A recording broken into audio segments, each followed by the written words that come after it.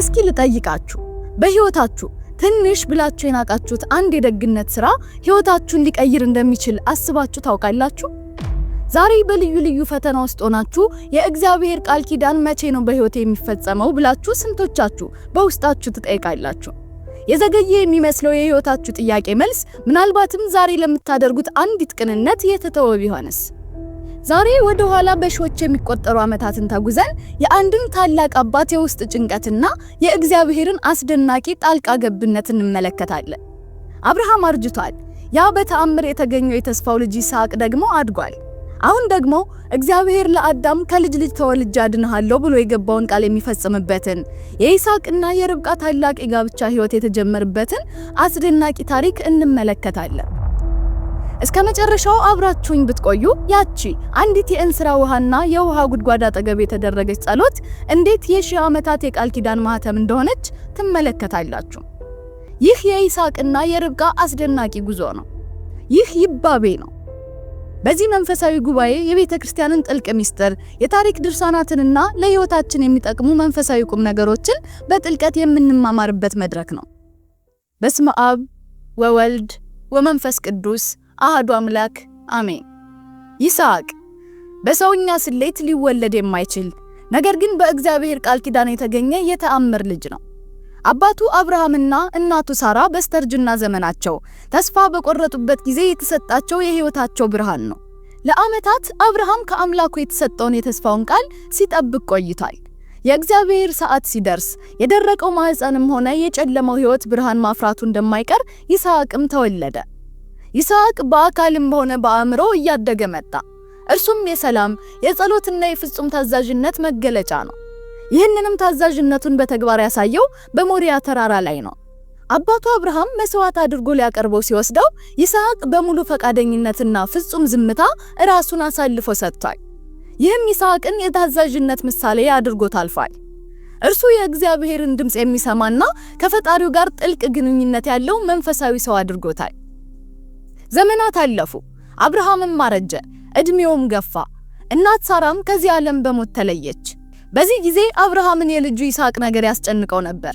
ምንም እንኳን በእድሜ ቢደርስም በሃይማኖት የጸና ምግባሩም የቀና ቢሆንም ጥሩ ልጅ አግብቶ የተስፋው ቃል እንዲፈጸምለት አጥብቆ ይፈልጋል። አብርሃም የሚኖረው በከነዓን ምድር ነው። በዙሪያው ያሉት የከነዓን ሰዎች ልማድ፣ ባህልና እምነት ለእግዚአብሔር ፍጹም የራቀና እርኩሰት፣ ጣዖት አምልኮና የሥነ ምግባር ውድቀት የሞላበት ማህበረሰብ ነበር። ታዲያ የእግዚአብሔር ሰው አብርሃም ልጁን ቆንጆ ሴት እንዲያገባ ብቻ አልነበረም የፈለገው። የቃል ኪዳኑ ዘር ከኢአማንያን ጋር እንዲደባለቅ አልፈለገም። በዘመናችን ስንቶቻችን ነን ትዳር ስንመርጥ ወይም ጓደኛ ስንይዝ ከውጫዊ ውበትና ከቁሳዊ ጥቅም ባሻገር ስለ መንፈሳዊ ማንነት የምንጨነቀው? አብርሃም ግን አርቆ አሳቢ ነበር። ልጁ ይስሐቅ የከነዓንን ሴት ቢያገባ የልጁ ልብ ከእግዚአብሔር እንደሚርቅ፣ የቃል ኪዳኑን መስመር እንደሚበላሽ አውቋል። አብርሃም በቤቱ ውስጥ ታማኝ የሆነውን ታላቁ አገልጋዩን ኢያብርን ጠርቶ አንድ ከባድ መሐላ አስማለው። ከምኖርበት ከከነዓን ሰዎች ሴቶች ልጆች ለልጄ ሚስት እንዳትወስድ በሰማይና በምድር አምላክ በእግዚአብሔር እለምንሃለሁ። ነገር ግን ወደ አገሬና ወደ ዘመዶቼ ሄደህ ለልጄ ለይስሐቅ ሚስት ትወስዳለህ። ኢያብርም 10 ግመሎችን ላይ እጅግ ውድ የሆኑ ስጦታዎችን ጭኖ ወደ 800 ኪሎ ሜትሮች አድካሚና ፈታኝ ጉዞ ጀመረ። ወዴት እየሄደ እንደሆነ ያውቃል፣ ነገር ግን ማንን እንደሚያገኝ አያውቅ። በእጁ ያለው ብቸኛ መሳሪያ የአብርሃም አምላክ የሆነው እግዚአብሔር መንገዱን እንዲያቀናለት ማመንና መጸለይ ብቻ ነበር። ኢያብር የአብርሃም ታማኝ አገልጋይ የጌታውን ከባድ አደራ ተቀበለ። አብርሃም በእግዚአብሔር ስም አስማለው። ኢያብርም ሴቲቱ ከእኔ ጋር ወደዚች ምድር ለመምጣት ፈቃደኛ ባትሆንስ ብሎ ተጨንቆ ነበር። አብርሃም ግን በእግዚአብሔር ላይ በነበረው ጽኑ እምነት አምላኬ መልአኩን በፊትህ ይሰዳል፣ መንገዱንም ያቀናልሃል በማለት አረጋጋው። ከዚህ በኋላ ወደ ኋላ መመለስ አልነበረም። ጉዞው ተጀመረ። 10 ግመሎች ከጌታው ምርጥ ሀብት ተጭነው ረጅሙንና አድካሚውን የሶሪያን በረሃ ማቋረጥ ጀመሩ። ከከነዓን እስከ መስጴጦንያ ያለው ርቀት ወደ 800 ኪሎ ሜትር ገደማ ይሆናል። በዚያ ዘመን፣ በዚያ ቃጠሎ፣ በሌሊት ቁር እና በበረሃ ወንበዴዎች መካከል ይህንን ያህል ርቀት መጓዝ ምን ያህል አስፈሪና ፈታኝ እንደነበር አስቡት። ውድ የይባቤ ሚዲያ ቤተሰቦች፣ አንዳንዴ በህይወታችን የምንፈልገውን ትክክለኛ ነገር፣ የተቃና መንገድ ወይም የነፍስ ሰላም ለማግኘት ረጅምና አድካሚ በረሃዎችን ማቋረጥ ግድ ይለናል። ኢያቡር ግን ተስፋ አልቆረጠም። የጌታው አምላክ ከእርሱ ጋር እንደሆነ ያውቃልና የሳምንቱን ድካም ችሎ ወደፊት ተጓዘ። በመጨረሻም አድካሚው ጉዞ ተጠናቆ ኢያቡርና ግመሎቹ የአብርሃም ወንድም ናኮር ወደሚኖርበት ከተማ ዳርቻው ላይ ደረሱ። ጊዜው አመሻሽ፣ ጀንበር ልትጠልቅ ስትዘቀዝቅ ሴቶች ውሃ ሊቀዱ ወደ ጉድጓድ የሚወጡበት ሰዓት ነበር። ኢያቡር በድካም የዛሉትን ግመሎቹን ከውሃው ጉድጓድ አጠገብ አስበረከከ። የኢያቡር ጸሎት ገና ከንፈሩ ላይ ሳያልቅ የጸሎቱ መልስ በአይኑ ፊት ተገለጠች። በካራን ከተማ በሮች አንዲት እጅግ ውብ የሆነች ወጣት እንስራዋን በትከሻዋ ተሸክማ ወደ ውሃው ምንጭ ወረደች። ስሟ ርብቃ ይባላል። የካራን ሰዎች የጨረቃ አምላክ የሆነውን ሲንን ሲያመልኩ፣ የርብቃ ቤተሰቦች ግን የአብርሃምን አምላክ እግዚአብሔርን የሚያውቁ ነበሩ። ርብቃ የአብርሃም ወንድም የናኮር የልጅ ልጅ ናት። ቤተሰቦቿ ሀብታም ቢሆኑም ርብቃን አሞላቀው እንደ ልዕልት አላሳደጓትም። የሥራ ወዳድነትን፣ የሥነ ምግባር ንጽህናንና ትህትናን አስተምረውታል። ውድ የይባቤ ሚዲያ ቤተሰቦች፣ ዛሬ በምናየው ዓለም ውበት ብዙ ጊዜ ከትዕቢት ወይም ከሥራ መሸሽ ጋር ሲያያይዝ እናያለን። ርብቃ ግን ያ ሁሉ ውበት ኖሯት ቤተሰቧም ሎሌዎች ማስተዳደር የሚችል አቅም እያላቸው ለቤቱ የሚያስፈልገውን ውሃ ለመቅዳት ራሷ ወደ ጉድጓድ ትወርድ ነበር። እውነተኛ ክብር ያለው ማገልገል ውስጥ መሆኑን በተግባር የምታሳይ ታታሪ ወጣት ነበረች። ርብቃ እንስራዋን ሞልታ ልትመለስ ስትል ያ አድካሚ ጉዞ ያደቆሰው አረጋዊ ወደ እርሷ እየሮጠ መጣ። እባክሽን ከእንስራሽ ውሃ ጠጭኝ አላት። ርብቃ ለአፍታም ሳታመነታ እንስራዋን በፍጥነት ከትከሻዋ አውርዳ ጌታዬ ሆይ ጠጣ በማለት በአክብሮት አጠጣችው። በዚህም አላበቃችም። እዚያው አካባቢ በርከክ ብለው የነበሩትን 10 ግመሎችም ተመለከተች። ደክመዋል፣ ውሃም ተጠምተዋል። ግመሎቹም ጠጥተው እስኪጠግቡ ድረስ ውሃ ቀዳላቸዋለሁ። 10 ግመሎችን ማጠጣት ምናልባትም በመቶዎች የሚቆጠር ሊትር ውሃ መቅዳትን ይጠይቃል። ርብቃ ግን ለእንግዳውና ለእንስሳቱ ያላትን ርህራሄ በግልጽ አሳየች። ወደ ጉድጓዱ እየወረደች ውሃ ትቀዳለች፣ ገንዳው ውስጥ ትገለብጠዋለች፣ ደግማ ትመለሳለች። ይህንን ሁሉ ስታደርግ አንዳች ክፍያ ጠብቃ አልነበረም። የልቧ ደግነትና የእንግዳ ተቀባይነት መንፈስ አስገድዷት እንጂ። ኢያቡር በከፍተኛ ድንጋጤና አድናቆት ሆኖ ዝም ብሎ ትኩር ብሎ ይመለከታት ነበር። ጸሎቱ ቃል በቃል ሲፈጸም እያየ ነው። እግዚአብሔር መንገዴን አቅንቶልኛል ወይስ አላቀናውም እያለ በልቡ ያስብ ነበር። የርብቃን ትጋት፣ ጉልበት እና መንፈሳዊ ጥንካሬ ሲመለከት ይህች ሴት አብርሃም ለሚወደው ልጁ ለይስሐቅ ከእግዚአብሔር የተዘጋጀችለት የቃል ኪዳን ሚስት መሆኗን አረጋገጠ። ርብቃ ግመሎቹን አጠጥታ ስትጨርስ ኢያቡር እጅግ ውድ የሆኑ የወርቅ ጌጣጌጦችን አወጣና ስጦታ አበረከተላት። በመቀጠልም በጉጉት እስቲ ንገሪ፣ ለመሆኑ የማን ልጅ ነሽ? በአባትሽ ቤት የምናድርበት ቦታ ይኖር ይሆን ብሎ ጠየቃት። እርሷም የባቱኤል ልጅ እንደሆነች ማለትም የአብርሃም ወንድም የናኮር የልጅ ልጅ መሆኗን ስትነግረው ኢያቡር ደስታውን ለመግለጽ ተንበርክኮ ለእግዚአብሔር ሰገደ።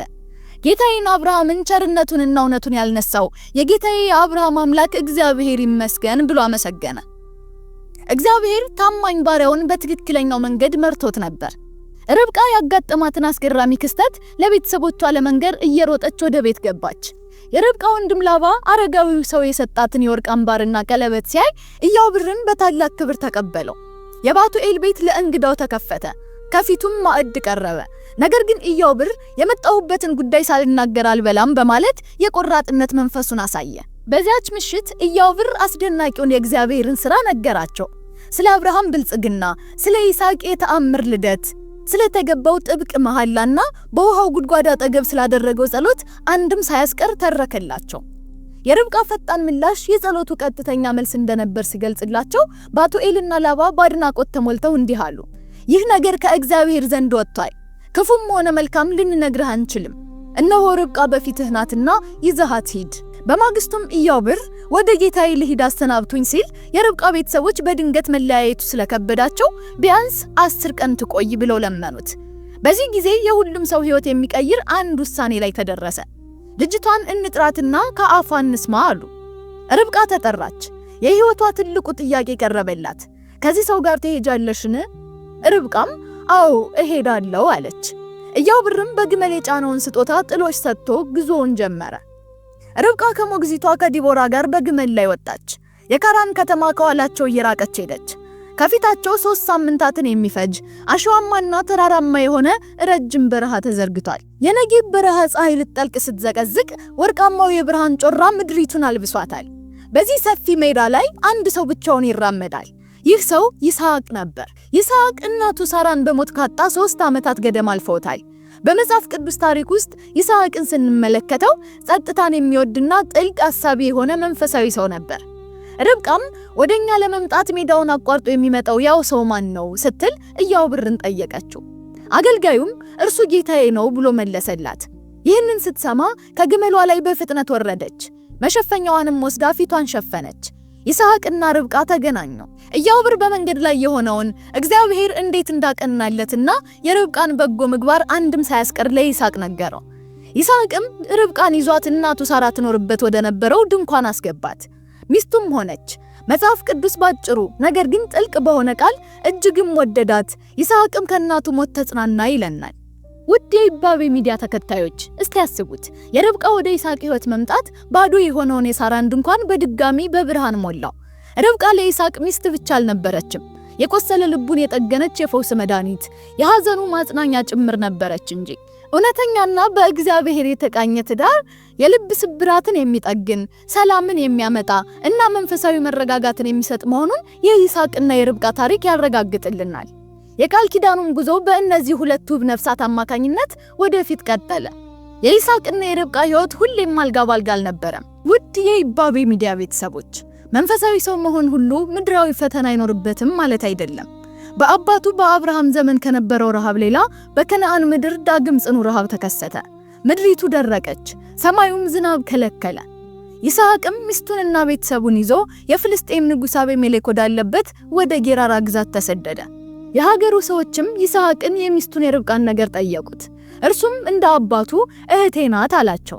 ሚስቱ ርብቃ መልከ መልካም ስለነበረች የዚያች ሀገር ሰዎች እንዳይገድሉት ሚስቴ ናት ብሎ መናገርን ፈርቷልና በዚያ ብዙ ዘመን ኖረ። አንድ ቀን አቤሜሌክ በመስኮት በተመለከተ ጊዜ ይስሐቅን ከርብቃ ጋር ሲጫወት አየ። አቤሜሌክም ይስሐቅን ጠርቶ እህቴ ናት አልከኝ እንጂ እነሆ ሚስትህ ናት። ይህንን ያደረክብኝ ነገር ምንድነው? ከዘመዶቹ የሚሆን አንድ ሰው ከሚስት ጋር ሊተኛ ጥቂት ቀርቶት ነበር፣ ባለማወቅም ኃጢአትን ልታመጣብኝ ነበር አለው። ይስሐቅም በእርሷ ምክንያት ይገድሉኛል ብዬ ነው አለ። ንጉሥም መልሶ የዚህን ሰው ሚስት የነካ ሁሉ በፍርድ ይሙት ብሎ ሕዝቡን አዘዛቸው። ይስሐቅ በዚያች ምድር ዘር ዘራ። በአንድ ዓመት ውስጥ ያውም በረሃብ ዘመን 100 እጥፍ አፈራ። እግዚአብሔር አብዝቶ ባረከው። ይስሐቅ ከፍ ከፍ አለ፣ እጅግም ገነነ። ላምና በግ እንዲሁም ብዙ አገልጋዮች አፈራ። ነገር ግን የእግዚአብሔር በረከት ሲበዛላችሁ የዓለም ቅናትና ጠላትነት መነሳቱ አይቀርም። የፍልስጤም ሰዎች በይስሐቅ ብልጽግና ቀንተውበት በአባቱ በአብርሃም ዘመን የተቆፈሩትን የውሃ ጉድጓዶች አፈር ሞልተው ደፈኗቸው። በበረሃ ውስጥ ውሃ ችግር ሆነ። የሀገሪቱ ንጉሥ አቤሜሌክም መጥቶ ፈጽመ በርተህብናልና ከኛ ተለይተህ ሂድ አለው። ይስሐቅ ኃይልና ሀብታም ቢሆንም በጦርነት ፋንታ ሰላምን መረጠ።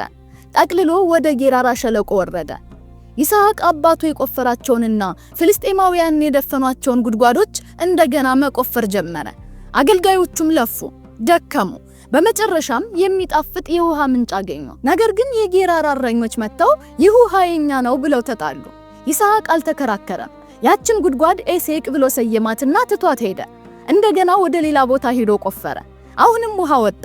አሁንም ጠላቶች መጥተው ተጣሉት። ይስሐቅ አሁንም ለጠብ አልተነሳም።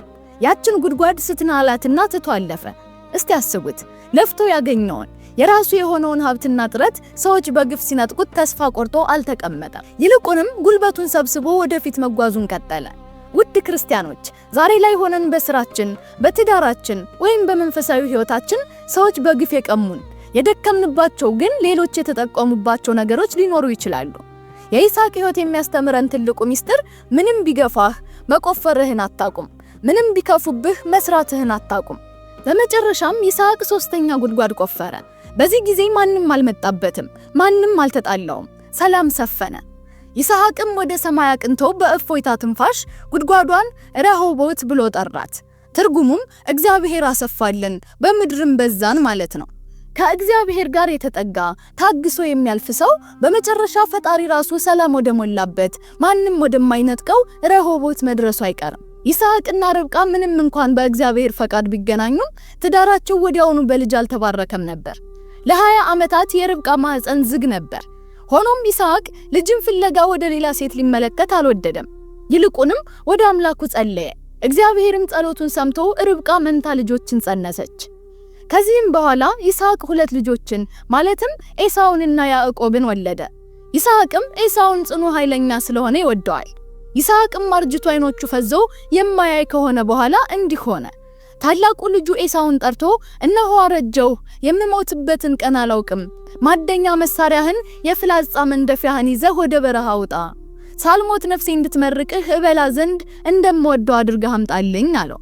ርብቃም ታናሹ ልጇን ያዕቆብን እንዲህ አለችው፣ እነሆ አባትህ ወንድምህ ኤሳውን ሳልሞት በእግዚአብሔር ፊት እንድመርቅህ ከአደንከው አዘጋጅተህ የምበላውን አምጣልኝ ሲለው ሰምቻለሁ። አሁንም ልጄ ሆይ በማዝ ነገር እሺ በለኝ፣ ወደ በጎችህም ሂድ፣ ያማሩ 2 ጠቦቶችን አምጣልኝና አባትህ እንደሚወደው አዘጋጅለት፣ ሳይሞት በልቶ እንዲመርቅህ ወስደህ ለአባትህ እንድትሰጠውም አለችው። ያዕቆብም እናቱ ርብቃን እንዲህ አላት፣ እነሆ ወንድሜ ኤሳው ጸጉራም ነው፣ እኔ ግን አይደለሁም። ምናልባት አባቴ ቢዳስሰኝ በፊቱ እንደምዘባበትበት ሆናለሁና ምርቃቴ ሳይሆን በእላይ ላይ መርገምን አመጣለሁ አላት። እናቱም ልጄ ሆይ መርገምህ በኔ ይሁን፣ ቃሌን ብቻ ስማኝ፣ ሂድና የምልህን አምጣልኝ አለችው። ሄዶም ለእናቱ አመጣላትና አባቱ እንደሚወደው አድርጋ መብሉን አዘጋጀች። ርብቃም ከእርሷ ዘንድ የነበረውን ያማረውን የታላቅ ልጇ የኤሳውን ልብስ አምጥታ ለታናሽ ልጇ ለያዕቆብ ሰጠችው። ያንንም የ2 ጠቦቶች ለምድ በትከሻውና በአንገቱ ላይ አደረገች። ያንን ያዘጋጀችውን እንጀራና ጣፋጭ መብል ለያዕቆብ በእጁ ሰጠችው። ወደ አባቱ ገብቶ አባቴ ሆይ አለው። አባቱም እነሆኝ ልጄ ሆይ አንተ ማነህ አለው። ያዕቆብም እኔ በኩር ልጅህ ኤሳው ነኝ፣ ያልከኝን አዘጋጅቻለሁ፣ ተነስና ተቀመጥ፣ ካደንኩልህም ብላና ነፍስ ትመርቀኝ ዘንድ አለው። ይስሐቅም ልጄ ቅረበኝ ልዳስህ፣ አንተ ኤሳው እንደሆንክ ወይም እንዳልሆንክ አለው። በቀረበም ጊዜ ዳሰሰው። ቃልህ ያዕቆብ እጆችህ ግን የኤሳው ናቸው አለው። ልጄ ያደንክ ያመጣህልኝን በልቼ ነፍሴ ትመርቅ ዘንድ አምጣልኝ አለው። አቅርቦለትም በላ፣ ወይንም አመጣለትና ጠጣ። ይስሐቅም ልጄ ቅረበኝና ሳመኝ አለው። ቀርቦም ሳመው። ሽታው እግዚአብሔር እንደባረከው እንደ ዱር አበባ ሽታ ነው አለው። እንዲህም ብሎ መረቀው፣ ከሰማይ ጠል ከምድር ስብ ይስጥህ፣ ስንዴህን ወይንህንና ዘይትህን ያብዛልህ፣ አሕዛብም ይገዙልህ፣ አለቆችህም ይስገዱልህ፣ ለወንድሞችህም ጌታ ሁን፣ የአባትህም ልጆች ይስገዱልህ። አንተን የሚመርቅህ የተመረቀ፣ አንተን የረገመ የተረገመ ይሁን አለው። ይህም በእግዚአብሔር ፈቃድ ሆነ። ይህም አባት ይስሐቅ ወደ 180 ዘመን በደረሰ ጊዜ እንዲህ ብሎ ተናገረ። ከዚህም በኋላ መልአክ ወደ ሰማይ ወሰደኝ፣ አባቴን አብርሃምን አየሁትና ሰገድኩለት፣ እርሱም ሳመኝ። ንጹሃን ሁሉ ስለ አባቴ ተሰበሰቡና ወደ ውስጠኛው የአብ መጋረጃ ከበቡኝ፣ ከኔ ጋርም ሄዱ። እኔም ወድቄ ከአባቴ ጋር ሰገድኩ። የሚያመሰግኑ መላእክት ሁሉ ቅዱስ ቅዱስ ቅዱስ ተብሎ የሚመሰገን አሸናፊ እግዚአብሔር ምስጋናው በሰማይና በምድር የመላ ነው እያሉ ጮሁ። አባቴ አብርሃምን እኔ በቦታዬ ልዩ ነኝ፣ ሰው ሁሉ ልጁን በወዳጄ ይስሐቅ ስም ቢሰይም በቤቱ ውስጥ በረከቴ ለዘላለም ይኖራል። አሁንም በወዳጄ በልጅህ ይስሐቅ ስም የሚለምን ሁሉ በረከቴ በቤቱ ውስጥ ለዘላለም እንዲኖር ቃል ኪዳኔን አጸናለሁ። ትሩፋቱን፣ ቅንነቱን፣ ገድሉን የሚጽፍ ካለ ወይም በስሙ የተራበ የሚያጠግብ፣ መታሰቢያውን ቀን የታረዘ የሚያለብስ እኔ የማያልፈውን መንግስት እሰጣለሁ አለው። አብርሃምም እንዲህ አለ፣ አቤቱ ዓለሙን ሁሉ ያስክ አብ ሆይ ቃል ኪዳኑን ገድሉን ይጽፍ ዘንድ ካልተቻለው ቸርነትህ ትገናኘው። አንተ ቸር መሐሪ ነህና እንጀራ የሌለው ችግረኛም ቢሆን። ጌታም እንዲህ ብሎ መለሰለት፣ በወዳጄ በይስሐቅ በመታሰቢያው ዕለት ከሌሊት ጀምሮ በጸሎት ይትጋ አይተኛ፣ እኔም መንግስቴን ከሚወርሱ ጋር ከበረከቱ ሰጣለሁ። አባቴ አብርሃምም ሁለተኛ እንዲህ አለ፣ በሽተኛ ድዊ ከሆነ ቸርነትህ ታግኘው። ጌታም እንዲህ አለ፣ ጥቂት ዕጣን ያግባ። ዕጣንን ካላገኘ የቃል ኪዳኑን መጽሐፍ ፈልጎ በልጅ በወዳጄ ይስሐቅ መታሰቢያ ቀን ያንብብ። ማንበብም የማያውቅ ከሆነ ወደሚያነብለት ሄዶ እርሱን አስነብቦ ይስማ። ከዚህም ይህንን ማድረግ ካልቻለ ወደ ቤቱ ገብቶ ደጁን ይዝጋ፣ እንደ ጸለየ መጥቶ ስግደቶቹን ይስገድ። እኔም የሰማይ መንግስቴ ልጅ አድርገዋለሁ። ለቁርባን የሚሆነውንና መብራቱን ያገባ እኔ ያልኩትን ሁሉ የሚያደርግ እርሱ የመንግስተ ሰማያትን ርስት ይቀበላል። ቃል ኪዳኑንና ገድሉን ትሩፋቱን ለመጻፍ ልቡን ያበረታውን እኔ ስሙን በሕይወት መጽሐፍ እጽፋለሁ፣ በሺህ ዓመት ውስጥ ምሳሌ ይገኛል አለው። እግዚአብሔርም ይህንን ብዙ ነገር በተናገረ ጊዜ ያዕቆብ አይቶ በመደንገጡ ነፍሱ ተመሰጠች። ይስሐቅም ያዕቆብን አንስቶ ልጄ ሆይ ዝም በል አትደንግጥ ብሎ ጠቀሰው። ከዚህም በኋላ ሳመውና በሰላም አረፈ። ከኤሞር ልጆች በገዛው እናቱ ሳራ በተቀበረችበት በአብርሃም መቃብር ተቀበረ። ነገር ግን ከይስሐቅ አስቀድማ የሞተችው ሚስቱ ርብቃ ነበረች። ርብቃ ከይስሐቅ ጋር ተጋብታ መኖር ከጀመረች በኋላ ለበርካታ ዓመታት ልጅ ለመውለድ አልቻለችም ነበር። ነገር ግን ወደ እግዚአብሔር ከጸለየች በኋላ መንታ ልጆችን ወልዳለች። እነርሱም ያዕቆብና ኤሳው ናቸው። ርብቃ ይስሐቅ ከመሞቱ በፊት 5 ዓመታትን ቀደም ብላ በ155 ዓመቷ አርፋለች። ይስሐቅም ሚስቱ ከሞተች ከ5 ዓመት በኋላ በ180 ዓመቱ አርፏል። ውድ የይባቤ ሚዲያ ቤተሰቦች የይስሐቅና የርብቃ ታሪክ እዚህ ላይ ያበቃል። በሌላ ታሪክ እስከምንገናኝ ድረስ የእግዚአብሔር ሰላም ከእናንተ ጋር ይሁን።